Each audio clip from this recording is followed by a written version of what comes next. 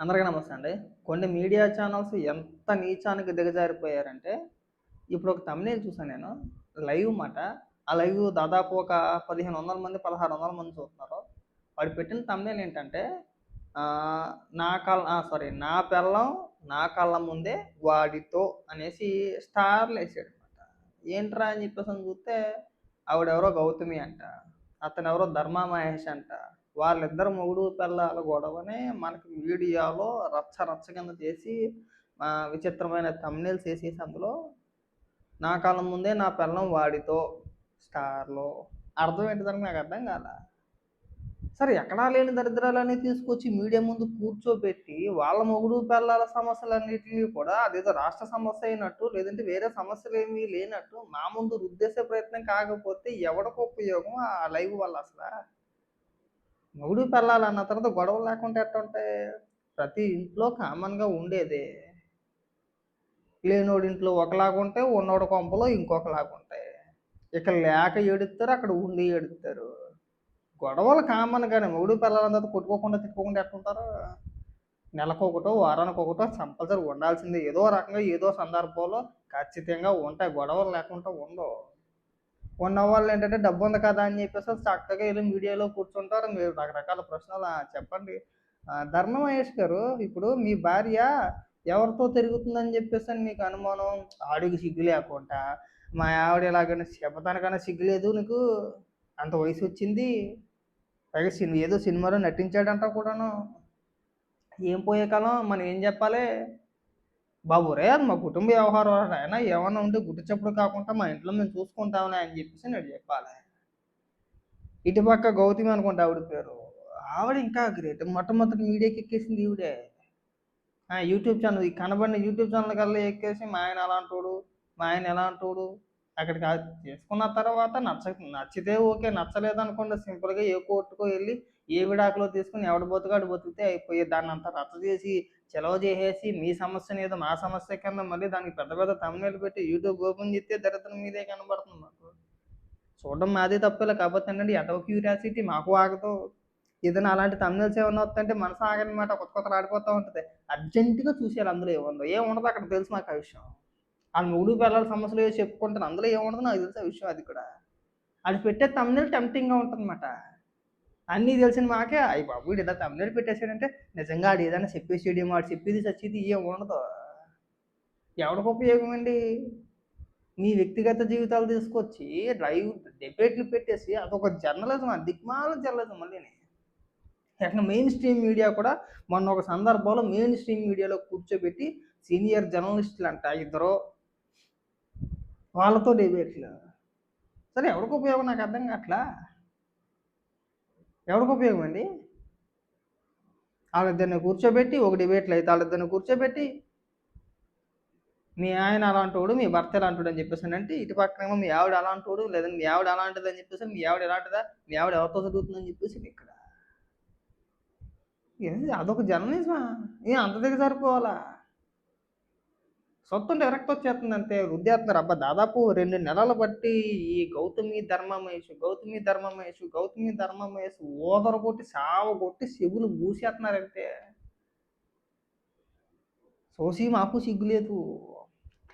నిజం మాట్లాడుకుంటే అదొక ఆతృత మాకు కలిగేసింది. అదేదో ఒక సీరియల్ లాగా. మా చిన్నప్పుడు 'శాంతినివాసం' అని చెప్పేసి ఒక సీరియల్, 'మొగల్ రేకులు' తర్వాత ఇంకో సీరియల్ ఏదో ఉందమ్మా. ఆకుల మీద వత్తది. అంత ఐడియా లేదు. మా చిన్నతనంలో అన్నమాట. 'శాంతినివాసం', 'మొగల్ రేకులు', 'చక్రవాకం' ఇయన్నీ అదేదో డైలీ సీరియల్ లాగా ఆ టయానికి ఆ సీరియల్ చూడకపోతే మా అమ్మతో పాటు కూర్చొని చూడకపోతే అదోలా వెలితి కింద ఉండేదన్నమాట. ఇప్పుడు కూడా సేమ్ అలాగే అయిపోయింది. ఆళ్ళ వార్త కనపడగానే కొత్త విషయాలు ఏమన్నా చెప్తారేమో అన్న ఆత్రుత కలిగేసింది.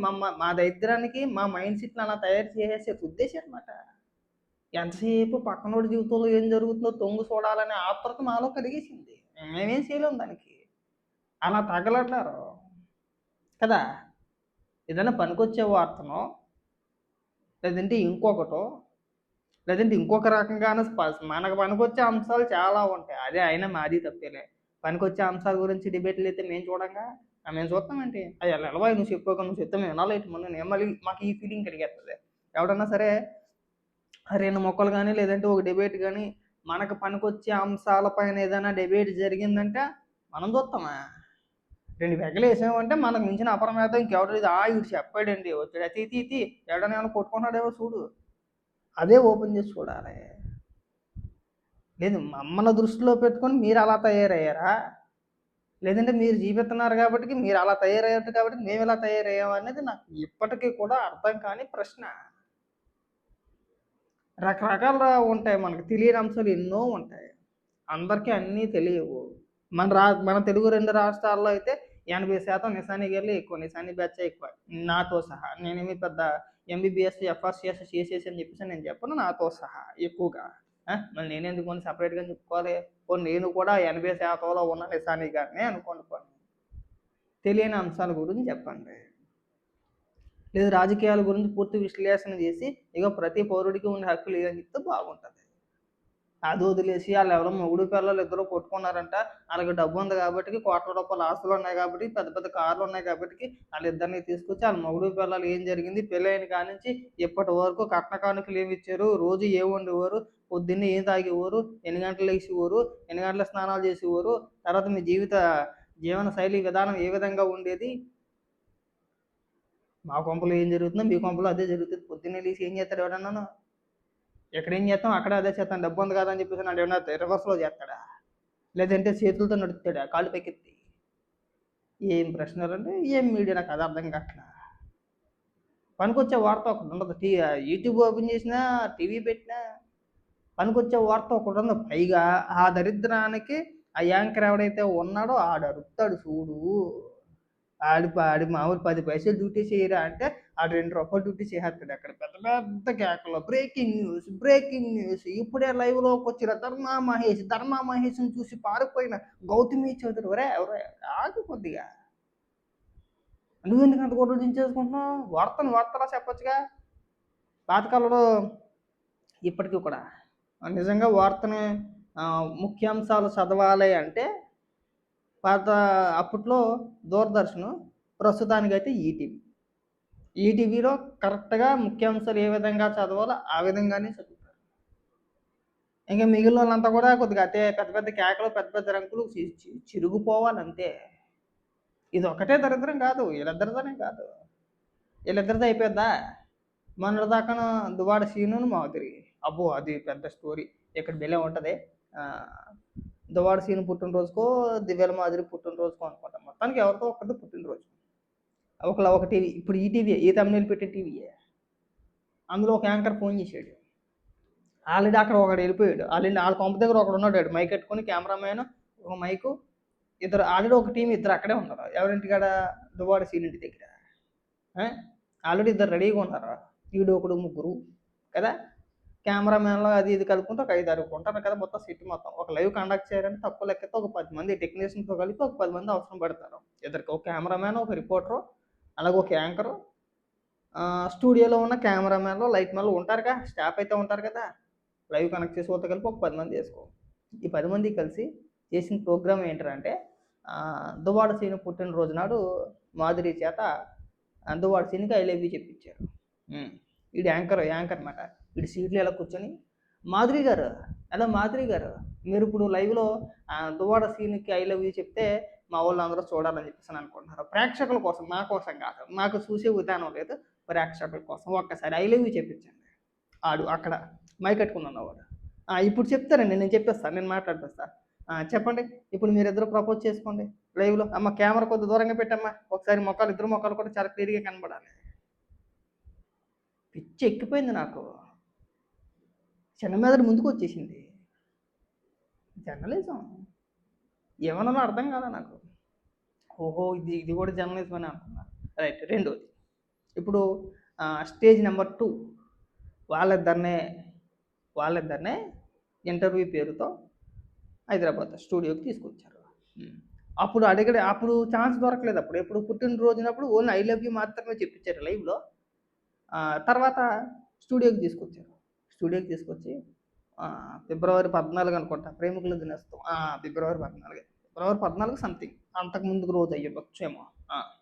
Right, okay. ఇప్పుడు యాక్షన్ మాట. సీన్ ఎలా కూర్చున్నాడో మాధురి అలా కూర్చుంది. సరే, సీన్ గారు, మాధురి గారు ఇప్పుడు వీళ్ళిద్దరి చేత లైవ్లో ముద్దెట్టించాలా? మామూలుగా కాదు. నిర్మోహమాటంగా యాంకర్ ఇప్పుడు మీకు అభ్యంతరం లేకపోతే మీరు లైవ్లో మాధురి గారికి ముద్దు పెట్టగలుగుతారా? మా కోసం కాదు, ఆడియన్స్ కోసం. మళ్ళీ ఇక్కడ ఆడియన్స్ ఎందుకు వచ్చారా నాకు అర్థం కాదు. మేము అడిగామా వాళ్ళిద్దరు ముద్దెట్టుకుంటే మేము చూడాలి? అంతగా కుట్టుపడిపోయి ఉన్నాడు ఇక్కడ ఎవడన్నా కానీ. అంత కరువు వచ్చిపోయి ఎవడున్నాడని అడుగుతున్నా. అబ్బా లేదు, ఇప్పుడు వాళ్ళిద్దరు ముద్దెట్టుకోవాలా, దాన్ని షూట్ చేయాలి. భలే దాన్ని మళ్ళీ స్లో మోషన్లో వెనకాల బ్యాక్గ్రౌండ్ ఆ వీడియో పైన ఏమో లవ్ సింబల్తో ఏదో చిన్న చిన్న ఎఫెక్ట్స్ పెడతా ఉంటారు, ఎలా పూల్లో పడిపోతూ ఉంటాయి. స్లో మోషన్లో మ్యూజిక్. అదొక వింత, అదొక దరిద్రం. ఇది అయిపోయింది అనుకో, వీళ్ళ కాన్సెప్ట్ అలా అక్కడికి అయిపోయింది అనుకో, నెక్స్ట్ ఇంకొకటి పిలుస్తాడు. వీళ్ళిద్దరిని చూసి వీళ్ళకి వచ్చిన వ్యూవర్షిప్, వీళ్ళకి వచ్చిన రీచ్ చూసి అమ్మ తినమ్మ జీవితం, మాధురిది సీన్ది దాదాపు ఒక 4 లక్షల మంది చూస్తారు, 5 లక్షల మంది చూస్తారు, ఎట్ట కాదని చెప్పేసి ఆడు అక్కడికి తీసుకొస్తాడు. మాకు ఇంకోటి ఉంది కదా పనికి మన ఛానల్, అందరికీ తెలిసేటట్టు.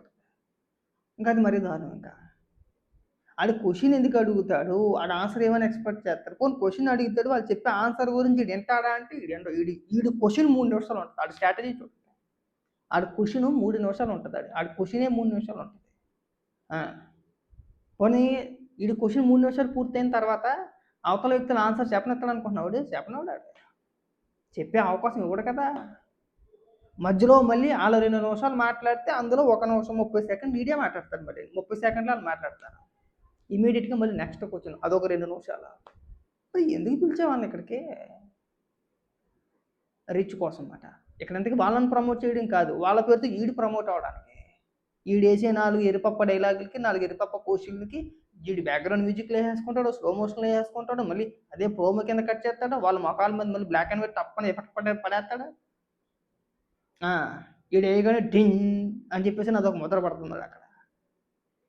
ఏమి అసలు చేస్తున్నారా బాబు, పనికొచ్చే అంశాల పని మాట్లాడంటే లేదు. మేము చూసేది మా దరిద్రం అదేలే, మేము చూస్తున్నాం కాబట్టి మీరు అలా తయారయ్యారంతే. వీళ్ళందరూ అయిపోయారు అనుకోండి, ఇన్స్టాగ్రాముల్లో నెబ్బాగాళ్ళు ఉంటారు కదా, బొటాగాళ్ళు, వాళ్ళని ఎత్తుకొస్తారా? అదే పని, అదే నడుస్తుంది ఇక్కడ అంతా కూడా. నిజంగా మిమ్మల్ని చూసినప్పుడు ఒక్కొక్కసారి అనిపిస్తుంది 2 చేతులు పెట్టి దండం పెట్టాలనిపిస్తుంది, కానీ